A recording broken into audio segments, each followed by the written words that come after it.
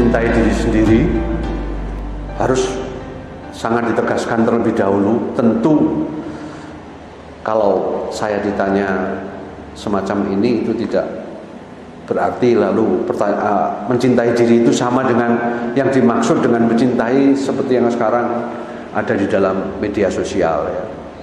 Justru kita harus memperdalam itu. Memang di tengah dahsyatnya arus media sosial ini, kita dipaksa untuk menyatakan diri, bukan mencintai diri loh. Menyatakan diri siapa kita, lalu kita merasa dengan demikian mencintai diri kita dengan tampil di mana-mana, dikenal di mana-mana sehingga orang tahu kita. Nah, kalau secara spiritual atau secara lebih dalam, mencintai diri itu tidak dalam arti itu tidak menyatakan diri, tapi justru kita kembali ke diri kita. Nah, pada saat itu kita akan menyadari sebenarnya kita ini tidak tahu apa-apa tentang diri kita. Yang kita ketahui itu hanya di permukaan, penampilan kita, siapa kita menurut orang lain. Kita ingin berlaku sebaik mungkin seperti orang lain mengharapkannya. Kita ingin populer. Itulah pengetahuan mengenai diri kita. Kita ingin betul-betul dikenal. Tapi justru ini membuat kita bertanya, apakah kita sebenarnya tahu mengenai diri kita itu. Nah, sehingga kalau tidak tahu, ada peribahasa kan, tak kenal maka tak cinta. Bagaimana kita mencintai diri kita kalau kita tidak kenal diri kita? Sementara yang kita kenal sebenarnya hanya permukaan gitu. Kedalaman atau siapa diri kita itu kita tidak tahu. Dan itu memang harus hati-hati. Kita ini sering merasa tahu mengenai diri kita padahal kita tidak tahu siapa kita. Yang kita ketahui yaitu tadi permukaannya. Jadi atau pendapat orang lain mengenai kita. Nah, maka pertanyaan mencintai diri itu justru kita harus beranjak dari permukaan kita menuju ke kedalaman diri kita. Baru di situ kita akan tahu arti sesungguhnya apa mencintai diri kita. Nah, di sana kita akan betul-betul merasa bahwa sebenarnya kita tidak tahu apa-apa. Saya ingin memberi contoh, bahkan pada waktu Ignatius Loyola itu sudah patah kakinya dan dia terbaring di rumah sakit, dia masih melamun akan mencintai putri yang sebenarnya sudah di luar jangkauannya gitu. Bahkan pada saat seperti itu pun dia masih melamunkan sesuatu yang sebenarnya tidak berkenaan dengan dirinya lagi. Dia seakan-akan tidak tahu dirinya siapa. Nah, pada saat itulah Tuhan bekerja. Maka sekarang saya kira mencintai diri itu harus kita mengerti betul-betul bahwa kita diajak untuk menyadari bahwa sebenarnya kita tidak tahu apa-apa mengenai diri kita. Justru dari situ kita bertanya, bagaimana lalu mencintai ini?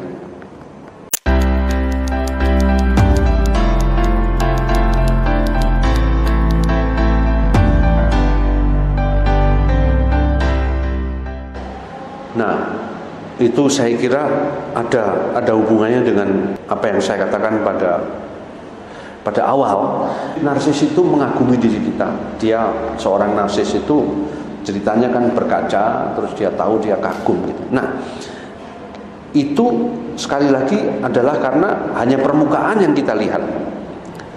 Terus kita jadi di sana terdorong orang narsis itu ya membandingkan diri kita dengan orang lain. Kita lebih baik atau kita merasa minder. Orang lain lebih hebat, kita kok tidak, atau sebaliknya kita hebat, orang lain tidak gitu. Kita lebih pandai, lebih bijak. Itulah narsis gitu. Jadi juga di dalam hal kebaikan kita kelihatannya lebih utama padahal orang lain tidak atau orang lain tidak. Ini adalah sesuatu yang tersangkut dengan narsisme itu tadi. Nah, kalau mencintai diri yang dimaksudkan yang sesungguhnya bukan narsis, karena dia diajak ke kedalaman, dan pada waktu itu dia sadar bahwa tidak ada yang bisa dicintai dalam dirinya, gitu, karena dia merasa tidak layak. Ternyata dia penuh kelemahan. Dia sadar akan itu. Dia penuh kesombongan, gitu. Dan pada saat itu dia lalu menjadi butuh yang namanya dikenal betul oleh orang lain. Dan tentu saja kalau kita masuk ke kedalaman, dikenal oleh Tuhan. Sehingga ini sudah bukan persoalan narsis lagi, karena yang rasakan dia itu justru, kok saya kayak begini ya, tidak seperti yang saya rasakan di permukaan. Saya bukan seperti yang saya anggap atau orang lain anggap. Dalam diri saya adalah betul-betul ketidaklayakan, kesedihan, gagalnya cita-cita, tapi juga harapan yang belum terpenuhi, kegembiraan yang tidak bisa dipenuhi oleh penampilan-penampilan saya. Nah, atau kalau dalam bahasa Ignatian, justru ketika kita mengenal diri kita karena kita mau mencintai, bukan dalam arti narsis itu, di sana kita mulai tersentuh akan perasaan-perasaan pertobatan. Ini yang penting saya pikir dalam pertanyaan kita ini, apakah sama dengan narsis? Narsis tidak mengenal pertobatan. Kalau ini kita tiba-tiba merasa diri kita ini adalah orang yang sama sekali tidak layak, tapi kok dicinta apalagi oleh Tuhan. Nah, itulah yang dikatakan oleh Ignatius bahwa dalam lubuknya yang terdalam, dia itu adalah seorang pendosa yang dicintai Tuhan. Inilah pengalaman mengetahui diri dan pengalaman cinta diri, kalau boleh dikatakan ya, walaupun di sini tidak bisa dipakai begitu saja, karena di sini lalu dia sudah tidak bisa mengatakan mengenai cinta diri, tapi bahwa justru karena dia mencintai diri, karena dia dicintai Tuhan. Kalau Tuhan saja mencintai saya, mengapa saya tidak mencintai diri saya? Nah, mulailah dia berpikir mengenai bagaimana dia berada di hadapan Tuhan. Nah, ini kebetulan dalam konteks Canon Paul moment, gitu, maka saya pikir ini patut kita renungkan bahwa kalau kita kembali kepada diri kita, ingin mencinta, kita diajak mengenal. Pada saat itu kita tahu di lubuk yang terdalam sebenarnya kita ini bukan siapa-siapa, seorang pendosa tetapi dicinta. Nah, di sini mulai muncul optimisme, harapan yang melebihi semua hal-hal yang hanya ada di permukaan, seperti yang dimengerti seorang narsis mengenai cinta diri. Itu.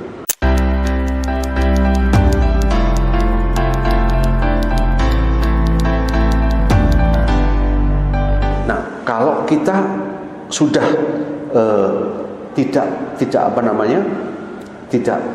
lagi berkepentingan dengan diri kita, karena dalam lubuk yang terdalam kita ini sebenarnya dicintai Tuhan, maka ini peluang egoisme itu rasanya tidak ada.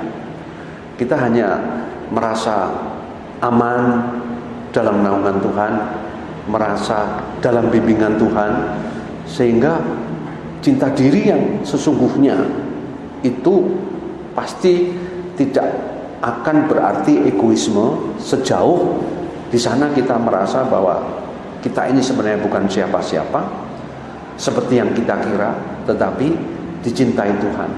Nah, maka saya ingin mengatakan di sini betapa pentingnya kita betul-betul yang seperti saya catat, justru di situ kita jangan lagi kembali kepada diri kita, tapi kita kembali ke Tuhan, kembali kepada orang yang paling mencintai kita. Jadi ketika kita ada di dalam lubuk kita yang terdalam, kita merasa di sana ada seorang penyelamat, Yesus sendiri yang bersama kita selalu. Jadi kita tidak mengandalkan lagi justru pada semuanya pada apa yang kita punyai, apa yang kita mampu, seperti yang ketika masih kita pada permukaan dalam pertanyaan tadi pertama, masalah yang pertama tadi, masalah narsisme, masalah permukaan, cinta diri yang kita mengerti. Di sini kita sungguh-sungguh sudah berhadapan dengan Tuhan yang betul-betul mengenal kita, mencintai kita, dan justru kita adalah egois kalau semuanya kita kembalikan kepada diri kita sendiri, kepada kelemahan kita, pada kehebatan kita. Bahkan pada kelemahan kita pun kita boleh dibilang egois. Seakan-akan kita tidak mau lagi Tuhan mencampuri urusan kita, orang lain mencampuri urusan kita. Di situ kita betul-betul menjerit, membutuhkan sesuatu bahwa Tuhan itu adalah sandaran kita. Kalau kita lari dari inilah sebenarnya egoisme yang sejati, seakan-akan kita bisa mengatasi semua permasalahan dari diri kita sendiri. Itu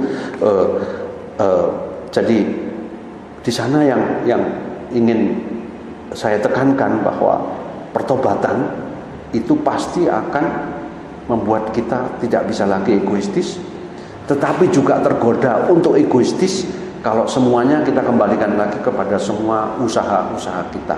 Nah, justru pada titik ini, pada level ini, kita akan tahu apa yang dulu ada di permukaan itu sebenarnya suatu perbuatan-perbuatan narsis, egoistis, karena semuanya adalah pusatnya aku mau begini, aku mau. Sekarang tidak. Sekarang aku diterima Tuhan, Tuhan mau apa untuk diriku, dan dengan demikian aku akan pelan-pelan menjalankan apa yang dia mau, seperti yang dilakukan oleh Ignatius. Ini membutuhkan proses, tapi itulah yang terjadi. Maka saya pikir pengenalan diri, nah ini titik poin yang penting, itu juga berarti pertobatan. Tidak mungkin orang yang tidak mengenal dirinya itu tidak, yang betul-betul di dalam Tuhan, di dalam kedalamannya, bukan yang di permukaan, pasti dia akan digerakkan oleh roh pertobatan seperti yang terjadi pada Ignatius.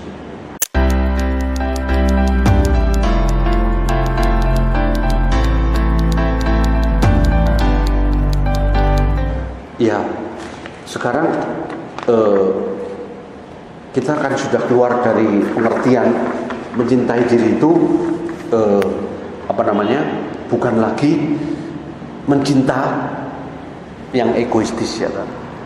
Kita cinta diri kita karena Tuhan begitu mencintai kita. Kalau Tuhan tidak mencintai kita, kalau Tuhan saja mencintai kita, yang Maha Pengampun, Maha Pengasih, Maha Penyelamat, masa kita tidak, ya? Dan inilah modal bahwa kita bisa makin mendulang cintanya. Seperti yang dikatakan oleh latihan rohani, itu nomor 236 kalau tidak keliru, itu Tuhan betul-betul justru bekerja pada diri kita pada saat seperti itu. Jadi sebenarnya mendulang cinta Tuhan menjadi lebih mudah kalau kita seorang narsis atau egoistis itu seakan-akan kita yang bekerja, tapi sekarang Tuhan bersama kita yang bekerja, yang betul-betul kita bisa mendulang cintanya, dan dia menyediakan banyak sekali gitu yang kita tidak mengira di dalam hidup ini. Nah, itu di dalam pengalaman Petrus Faber, yaitu justru makin dirinya dalam catatan memorialnya, makin dia merasa dia seorang Yesuit, teman Ignatius, ya, pendiri Serikat Yesus juga, dia merasa dirinya tak berdaya dan nista, makin kelihatan bagaimana Tuhan membantu dia, dan dia tinggal mendulang saja, dan itu konkret sekali gitu dalam pengalaman hidup. Nah, seperti dikatakan juga di dalam latihan rohani, malah kita harus membayangkan dalam segala hal Tuhan itu bekerja untuk kita, juga di dalam rangka mendulang cintanya. Maka ini saya kira sangat penting, karena dengan demikian kita melepaskan segala ketakutan kita, harapan kita, dan banyak sekali hal yang bisa kita terima dari Tuhan ketika kita mendulang cinta. Nah, saya dalam hal ini ingin mengutipkan apa yang dikatakan oleh Pater Jenderal kami, Serikat Yesus, ya. Jadi pada saat seperti itu kita ini akan merasa semuanya ini, hidup ini berubah, tidak ada yang tetap. Yang tetap adalah bahwa makin Yesus itu hadir di dalam diri kita, itu yang dikatakan Pater Jenderal, dan ini menjadi jaminan. Jadi kalau dia mengatakan begini, it is a beautiful relationship that impels you to grow, because with Him you cannot be anyone other than your true self. Nah, ini justru yang sangat penting. Bersama Yesus kamu tidak bisa menjadi siapapun yang lain kecuali dirimu, gitu lah. Kan kita sering keliru, makin kita berusaha dengan diri kita, makin kita tidak menemukan diri kita kok. Tapi kalau kita makin bersama Yesus tadi, kita kok makin merasa bahwa betul-betul kita menjadi diri kita. Inilah misteri yang dialami oleh spiritualitas Ignatian, yang diajarkan oleh spiritualitas Ignatian, seperti yang juga dikatakan oleh Pater Jenderal Arturo Sosa ini, yaitu you cannot be anyone other than your true self because of Him. Gitu. Ini, you know yourself, but you are known even more fully by Jesus. Jadi kamu mengetahui dirimu, tapi kamu akan makin mengetahui dirimu justru karena perantaraan Yesus tadi. Ini betul-betul pengalaman yang luar biasa di dalam sebuah perubahan spiritual. Jadi kita dari perjalanan itu tadi nampak betapa indahnya perjalanan rohani kalau kita mengerti dengan cara demikian, bahwa makin Yesus kita beri tempat, makin kita menjadi diri kita. Ini kan menjadi perkiraan yang sama sekali tidak kita sangka. Dulu kita mencari diri kita tanpa Yesus, tidak pernah ketemu. Sekarang bersama Yesus makin kita menemukan diri kita. Ini yang betul-betul suatu pengalaman rohani yang saya pikir sangat mengesankan, dan itu sangat indah, dan kita sering melalaikan hal ini.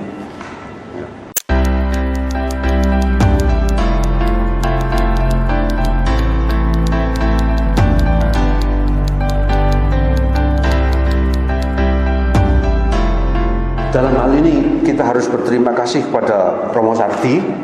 Sekarang saya ingin bicara sebagai